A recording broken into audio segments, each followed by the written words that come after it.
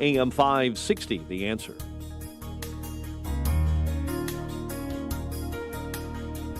Listen to AM 560, The Answer, online at 560theanswer.com, on the AM 560 mobile app, on your Alexa-powered smart speaker, on TuneIn, iHeart, and radio.com. If you're looking for the latest news, insight into what it means, and the sharpest opinion, there's only one station in Chicago where you can turn, and it's this one. We're AM 560, The Answer. Top of the morning, Dan and Amy, really interested in this next gentleman. He wrote an extensive piece about Ian Fleming, of course, the creator of the James Bond character, all the novels that have been made into movies and so forth. And I think this is a seminal British author, seminal British spy novelist like Jean le Carré. But this extensive piece was a bit surprising to me. I didn't realize how little support that Ian Fleming had in the cognoscente community in English literary circles. But this is what Mr. Duns lays out in his piece. And I thought it'd be interesting. Let's do a little bit of a literature corner here. Broaden our reach, just, get out of the mundanities of politics. An early Valentine's gift for me. That's right. Exactly. Right. You know, our listeners. Our listeners are well read, and they are interested in more than just Jussie Smollett. and political tomes, and right, and some of the cheap cultural stuff. This is enjoyable reading. Spy novels, a great spy novel. Night Manager. I enjoyed a lot of Ian Fleming's work too, so I don't know what I'm missing. Jeremy Duns is a British author of spy fiction in his own right, and the history of espionage, and he has written this piece I mentioned at his blog, jeremy-duns, duns.com. Enemy Action. He was the critic's darling until he wasn't, talking about Ian Fleming. Jeremy, thanks for joining us. Appreciate it. Good morning. Thanks so much for having me on. So what happened to Ian Fleming? You begin at the beginning, which is always a good place, and talk about how well Casino Royale was received. But then by the early 70s, after Live and Let Die, it started to turn for him. Because when I first saw the headline of your piece, I'm thinking, there's a recasting of Ian Fleming in the the hashtag Me Too era, and now Bond is seen as some sort of male chauvinist, predator, toxic masculinity, example of toxic masculinity. But that's not really the case. Ian Fleming started falling out of favor with the critics 40 years ago. Yeah, I mean, that whole thing about that he's a chauvinist and a sexist and a racist really stems from British literary reviewers back in 1954 with his second novel, Live and Let Die.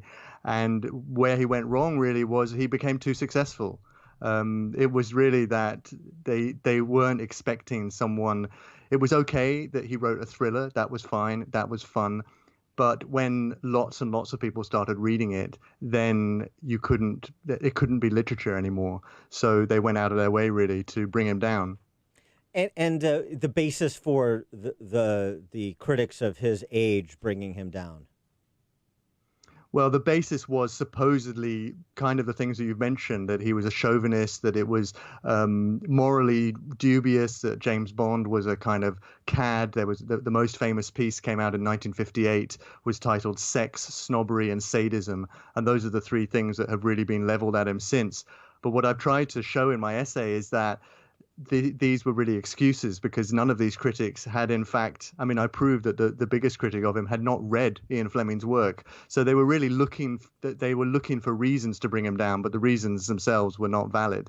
And this the critics, I mean, some of the sort of leading intellects of the day, people that like William F. Buckley had great admiration for, Malcolm Muggeridge. Sorry, did Buckley had a lot of admiration for Muggeridge? Yes. Yeah, I mean, Muggeridge is sort of the villain of my piece, if you like. I mean, Muggeridge was kind of a contrarian. He changed a lot of his views over the years. But really in this, it was a personal vendetta. Essentially, he knew Ian Fleming's wife, Anne, before she married Ian Fleming. And when he first met Ian Fleming rather casually told him that he had been in line, Muggeridge had been in line to be the editor of the Sunday Times, which was, the most prestigious newspaper in Britain, but he hadn't got the job. And it looks to me like Muggeridge essentially held that against Fleming And especially after he died, within 4 months of him dying, Muggeridge wrote a really vicious article in the American edition of Esquire that was extremely personally abusive about Fleming. And Ian Fleming's brother, Peter, who was a very mild-mannered man, took the very rare step of intervening and saying, this is really not on. This is really quite outrageous. Yeah, and I mean, I say the Muggeridge thing is interesting because even though he and Buckley, maybe I characterized that a little wrong, even though he and Buckley sparred, I mean, he wrote often about how much he enjoyed being on the same panel as Muggeridge, going back and forth with Muggeridge. He suggested he was a substantive guy, a thoughtful guy that was interesting to have discussions with, and the way you characterize him here is sort of below the bar that Buckley held him. Yeah, and I think Muggeridge was a little bit erratic, and I think in this particular case, as I say, his personal feelings about Fleming got away from him. But yeah, there's no doubt Muggeridge was a very interesting, eloquent, articulate guy, and he was a fixture on British TV screens. He was one of the leading intellectuals in British public life at the time and became kind of a celebrity. I have an excerpt from his diary in the essay in which he, by chance, meets the Beatles when he's in Germany, when they're just starting out, and they recognize him. I mean, that's a very unusual thing that a public intellectual would be recognized by essentially a rock band as they were then. But so he was a famous intellectual. But in this particular case, this was really something that was personal with him. How did Ian Fleming die? Ian Fleming essentially died of hard living, I would say. Yes. He was told by his doctors to stop smoking and drinking so much, and he said that he would rather not. He was a hedonist. He wanted to live his life to the full, so he basically ignored them, and he died fairly young. Do you think he drank more and smoked more and did other things because of all the critics out there? I mean, there are some theories that say that a lot of this led to a lot of pressure on him and a lot of stress. But the truth is, I mean, even in the first novel, Casino Royale, published in 1953, it's extraordinary if you read it today that on the first in the first paragraph, James Bond lights his 70th cigarette of the day. 70th, not 7th. So Wow. It was a different world. Yes, shaken not stirred. The shaken not stirred world. Thinking about Bond, or thinking about Fleming and his Bond character, but then other great spy novelists I mentioned at the top, like Jean Le Carré and his George Smiley character. Those have been popularized because it seems like some of the criticism of Fleming, as you said at the outset, he became too popular. Well, Le Carré became very popular. He had his books optioned into movies and television shows. How was he treated when he gained that sort of infamy? Yeah, that's an interesting point, that didn't really happen. Le Carré was seen more as being in the tradition of the intellectual, more in the tradition of Graham Greene. One of the ways that happened was that he joined in. I talk about this. He was interviewed by Muggeridge on the BBC, John Le Carré, and he joined in. They both kind of basically gave Ian Fleming a good kicking. So Le Carré was seen as the anti-Fleming. And although he was extremely popular, it was never to the same extent. I mean, we're just coming up now with the next James Bond film, No Time to Die, is going to come out. That's the 25th film in a series. There has never been a film series as successful as this. I think there's one of the reviews I quote from the 60s. There had been 18 million readers of Ian Fleming's novels at that point, or something. It was a huge success that even eclipsed Le Carré. So he wasn't really regarded as an intellectual. But one of the things that I think people got wrong with Ian Fleming is that his novels are a lot of fun, and a lot of serious critics have not understood that you can be taken seriously even if what you're doing is fun. It's something that people have understood with comedy. That people understand that Charlie Chaplin was a genius. People understand that Alfred Hitchcock was a genius. But for some reason, if you write thrillers that are fun, there is a little bit of a difficulty in thinking that they can be taken seriously. And Le Carré was more bleak, so it was taken more seriously. Yeah, it's right. I mean, it's sort of the aristocratic attitude that if it appeals to the masses, then it must not be high art, right? Yeah, it was complete snobbery, essentially, which is ironic because that was what they accused Fleming of. And it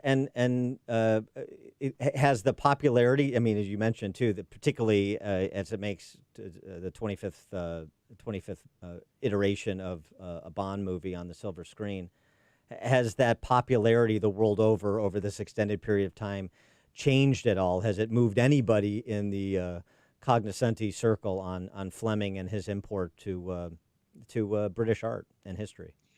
Not really. I mean, there have been pockets, but essentially this really solidified very early on the view of Fleming, and it's a kind of chain reaction.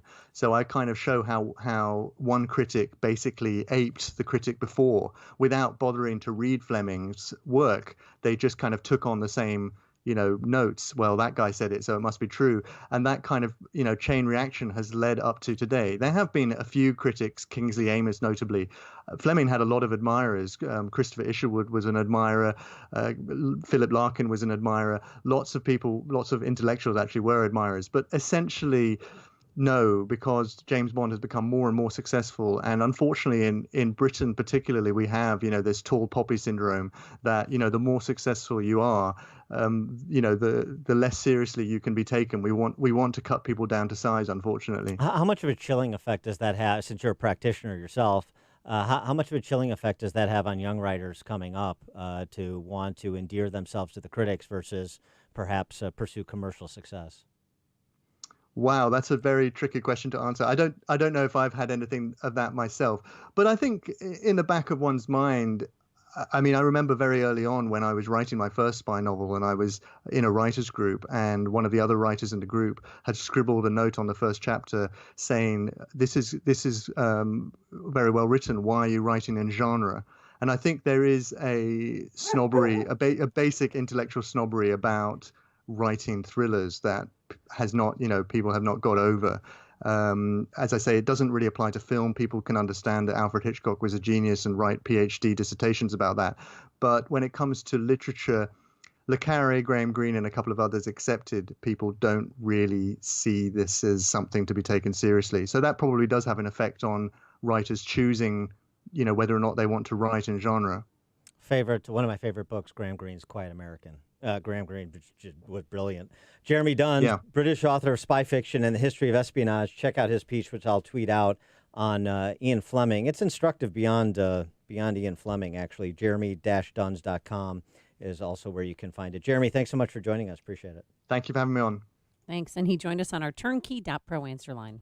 Hear about the big stories of the day, then talk about them right here on Chicago's Morning Answer on AM 560. The Answer. Attention maintenance coordinators. If you manage an industrial facility, then you know how critical it is to manage a consistent maintenance staff. During outages, when you're shorthanded, Vans has your back. Hi, I'm Dave Van Camp, president of Vans Industrial. Whether you need one person for 8 hours or a large crew for a month, we can supplement your maintenance team.